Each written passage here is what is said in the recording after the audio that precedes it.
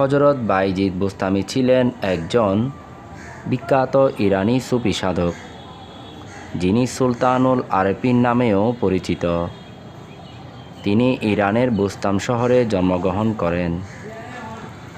বায়েজিদ বুস্তামি সম্পর্কে একটি প্রচলিত কাহিনী রয়েছে যে, একদিন বায়েজিদ বুস্তামির মা অসুস্থ ছিলেন। এক রাতে মা বায়েজিদ বুস্তামিকে পানি পান করার জন্য পানি আনতে বললেন। বায়েজিদ ঘরে পানি না পেয়ে অন্ধকার রাতে নদী থেকে পানি নিয়ে আসেন। দেখলেন মা ঘুমিয়ে আছেন। তিনি ভাবলেন, মাকে জাগালে মায়ের ঘুম ভেঙে যাবে, তাই তিনি পানি হাতে দাঁড়িয়ে থাকলেন সারা রাত। সকালে মায়ের ঘুম ভাঙার পর দেখলেন তার ছেলে পানি হাতে নিয়ে দাঁড়িয়ে আছেন।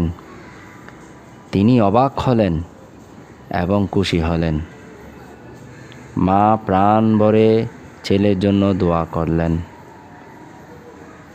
আল্লাহ মায়ের দোয়া কবুল করলেন। পরে পৃথিবী খ্যাত অলি বায়েজিদ বুস্তামি নামে পরিচিত হলেন।